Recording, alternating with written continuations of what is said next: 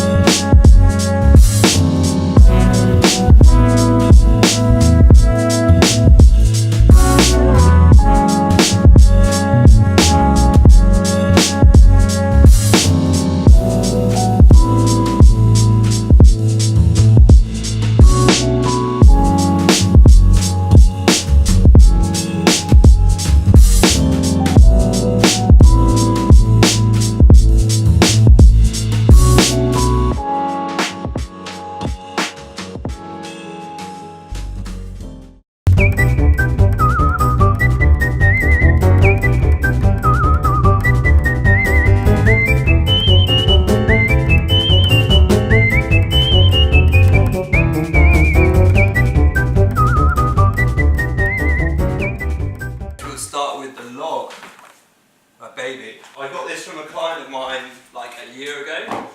I think it's 8.6. So this is 7.6. It's custom made in Australia. So it's made by South Coast Australia. So it's 8.6. It's pretty performancey. Like the rails are pretty thin for a longboard, but it's thruster as well. So it's a bit more responsive than a single fin. It's got a pretty nice tail. It's got a pin tail, which is pretty beautiful. It turns really nicely. If you've got your back foot over the fins, it goes really well. It's got a tiny bit of rocker, but you can still get to the nose on it. It's not scooped out on the other side of the nose. It's not a nose rider, but you can still get up on the nose. But yeah, this is a board that's got loads of history, and I love it. When it's like 3 or 4 foot and it's clean, this thing's amazing. Bilbo. This is a retro twin. I got this 5 years ago, and this thing is a beast. I love this board. It's boaty as hell for a retro fish. It's pretty chunky. This has got like huge rails, which to some people they don't seem that huge, but to me they're pretty fat. But it goes in anything. It's like I could take this out. Maybe I've been out in overhead days, and it's so quick. The keels are fat. Look at those fins, they are massive. They're ceramic fins, so they're super sharp. I wouldn't want to be stuck under these if it's going full power. That is just... But the tail is typical retro twinny. It's pretty deep cut and it's beautiful. This board is amazing. I've got loads of dings on the tail. The tail of the fish is going to get a bit of a wrecking, but it's held up really well. It's got a couple of like pressure dings and stuff. Just from bashing it around, it's been in the van, it's been like bouncing around in the van. A couple of pressure dings on the deck, but as soon as you get some wax on it, you don't really notice it. I love the colours on this board as well. How cool is that? Yeah, I love this thing. This absolutely goes everywhere with me. This is like my go-to board. In England, the waves are a bit mushy, so this works. And Bilbo is a company from Cornwall. They're made by a guy in Newquay. I don't think they do that much anymore, but this was a find. I got this really cheap, got it for 300 quid. So if you sold me this board, I got a good deal off you, super good deal. This is by a company called Cartel in Bali. They work out of a place in Canggu. They've got a great little shop there, the guys are really nice. And I bought a board from Cartel last year that was 5'7", and it was like paper thin, but in England I just couldn't use it. So when we went back this year, I bought this back, and it's called a Hipster Hunter, I think. Yeah, Hipster Hunter. So 6, 21 1/4, 2 5/8, so 33 litres. It's perfect. So I can ride it as thruster, I can ride it as quad, I can ride it as, well, I probably couldn't ride it single fin, but yeah, this board is amazing. So lumpy waves, it's got enough juice that you can still catch everything. It's got really nice rails, it's not too hard to do anything, it just scoops in. And yeah, I mean, I love this board. It's quite different to the other short board that I had, but I'm okay with that. For me, being quite small, I'm only 5'7", and I'm not like huge. It's a bit of effort duck diving like 33 litres or 34 litres for like a couple of hours, especially if it's bigger. My arms just give out, but it's okay. Like, it gets me into waves early. It's good fun, and yeah, I love it. Absolutely love it. And I paid not a lot of money for this. In Bali, boards are cheap, so I got this for like 200 quid, and I traded my other board in. But it's beautiful, man. This is my sweet potato. It's a Firewire sweet potato, and I've trashed this board. There's so many repairs on it. So it's 5'6". No, sorry, it's 5'4". As you can see, it's super wide, like crazy wide. Super short. It's got a step deck, so it's a flat deck, and then the rails go down from there. She's pretty wide. That's pretty wide for something this small, but I guess it needs to be a bit chunkier. Yeah, loads of repairs. I've got repairs all over the rails. I did quite a lot of learning on this board when I went from my shortboard down. Oh shit! When I went on my shortboard down to this, it's really good. Like 2 concaves. Yeah, the tail is fat as well. Look at that tail. It's super good. In small slop, you can still paddle into pretty much anything. It's not too bad to duck dive actually. I think consciously I push the nose down first, which I don't do on that one. So maybe I should think about that. But yeah, it's really good. I don't know, I don't take it out all the time anymore. Solid board, it's quad, you can ride it as like 20 if you want to bang some big keels in there. But I haven't seen any other sweet potatoes. I've seen baked potatoes and all that, but I haven't seen another sweet potato that's this small. So if you've got one, we can be friends. But yeah, I've never seen any others. So this is another board from Indo. I bought this back when I bought this bad boy back, and I saw this and I thought, I need that. So it's a 5'6". I've surfed it like 3 times. It's a single fin, so single fin in clean waves is great, but I struggle in lumpy waves with this, so I haven't had a chance to take it out that much, but she's pretty short. As you can see, single fin box, screwed in. Dimensions are 5'6", 19.5, 2 3/8, so it is tiny. But yeah, it's a company called Studa, and they're in Canggu on Bati Belong. It's got a ladybird print on the deck. I don't really want a tail pad. I feel like this is too beautiful to put a tail pad on. But the tail's pretty cool. But yeah, this thing's got I bought a 7.5 inch single for it.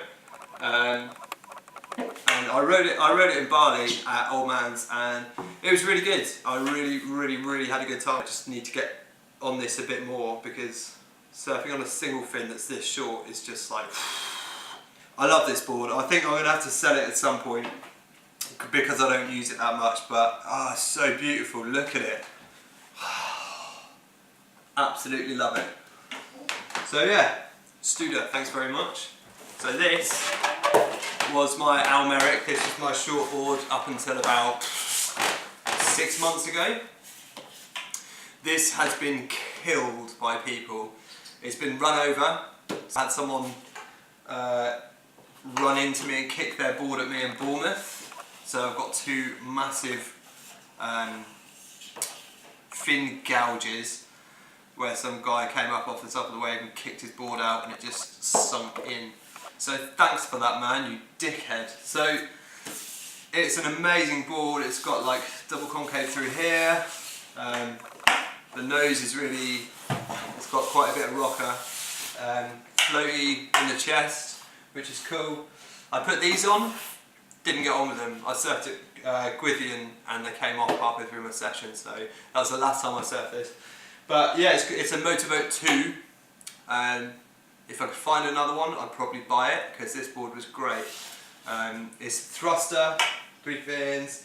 What does it say? It's 5, 5'11", 9 and 3/8, 2 and something or other. Can't read that. But it's 27 litres, which is perfect for me. That's absolutely perfect. But I'm just a bit lazy, so I get more litres. So yeah, Almeric, they do a good job. But I retired this board because it got such a beating. I've only shown you two of the dings and repairs that's been done, but I've got cracks all over it and loads of pressure dings on the deck as well. So I got married last year and we used it as a wedding board. So we got all our friends to sign it. So it's been retired, but it's been well used and it's a nice memory. It looks pretty good. Carver, this thing's amazing. I've had so much fun on this. It's not actually a Carver, it's by a company called Slide. I think they're Spanish, but I got this from a company in Cornwall. So it's got like the crazy truck at the front. It's modelled on a twin fin. It feels like a fish. Like the back goes out, you can throw the back out like quite easily. You can throw the front out really easily, but I can't do that. All my friends can, but I can't. I don't want to eat concrete. Super cool. I have loads of fun. Even if there's no waves, you can go in a car park, you can go down your road, you can go anywhere and just surf on concrete. It's amazing. Wetsuits. So I've had loads of wetsuits. I've had O'Neill, I've had Billabong, I've had Rip Curl, and this time I wanted to buy something different. So it wasn't too expensive, it wasn't crazy overpriced. So I bought a Whistler and it's really good. It's amazing. I put a massive hole in the arse. I had a GoPro mount that was stuck to my board and I chose not to duck dive a wave and just take it on the head, and the board came from underneath me and ripped all of that. So I've had to put Black Witch on it and repair it, but other than that, it's amazing, man. It's like 5'4", so 4 through here, 5 in the body. I think it's 7 Cs or 10 Cs or 50 Cs or something. 7 Cs. My friend Nick got one, ding, and he got the, I think it's the posher version, but Whistler did good. It's a good suit. It's thermal lined as well through the body. So, and it wicks all the water away, so it dries pretty quickly. You all, like anyone that says to you that your wetsuit's going to dry in 10 minutes is lying, because although the body dries in 10 minutes, the arms and the feet, they don't dry that quickly. Winter in the UK, hood or a squid lid, whatever you want to call it. I bought XL because really high quality neoprene, like really stretchy, and it's like bamboo as well, so it probably isn't eco-friendly, but I feel better about it. But yeah, it's not too bad. It's done me pretty good for the past like 3 years. It's done me really well. Yeah, buy it. It's really good. I can't find my other wetsuit boot, but Billabong, it's great. It's 5mm. It's called Billabong. It's really good. And then I got some O'Neill gloves. These are 3mm, I think. I had some 5mm ones and I just couldn't do anything. Like trying to squeeze the board when you're duck diving with 5mm gloves on, it ain't good. So the 3mm ones have got a bit more flex in them. They're really great, and they've got, I don't know what you call it. It gives you more traction in the hands there. It's like shiny bits. They've started to flush a little bit because they're getting old, but I'll repair them. I'm too cheap to buy any more. But yeah, they're really good. I think they're 3mm and they're about 20 quid. So you don't need to spend loads of money and be the hippest on the beach to be warm. My Roby, man. If you haven't got a Roby, buy one. This is the best thing. If it's windy on the beach and you're getting changed, it's so good. So this is Seaskins. I got it from like Anne's Cottage maybe like 3 years ago. I do well with my gear. So it cost me like 15 quid. I've seen some of the dry robes that people buy and they're like 100 quid, and I just wouldn't pay that. This does the trick. You could probably make them out of toweling material for like a £5, but this has done me good and I'm going to keep using it until it's dead.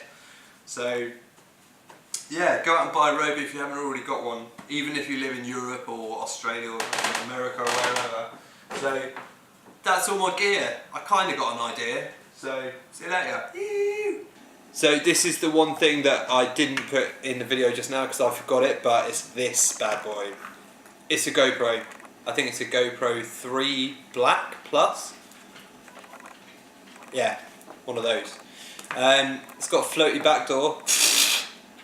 So with this attachment on, that doesn't really work. I lost my GoPro at Putsborough not long ago with Nick, and I lost it for like 3 hours. So it doesn't float when you've got something else on it, which is a bit of a shame, but hey ho. I've got the original water housing for it, so as is, does what it says on the tin. It started rusting on the inside, which probably isn't great. I've lost the memory card cover. It's fine, it still works. But this little mount is genius. If you don't want to put a lot of the GoPro mounts that you put on, you have to get the 3M tape and stick it on your board, and when you take it off your board it's a nightmare to get all the glue off. So I bought one of these off Amazon, and it's just like a 3-sucker cup thing. It's amazing. It's absolutely incredible. You just bang it on the front of your board and it, well, for the most part it doesn't come off, but I've had this everywhere. I've taken it everywhere with me and it does the trick. If it's a big heavy day, probably not a great idea, but also, you know, you can fold it right forward and right down there, it's fine. It works straight, so definitely worth a go.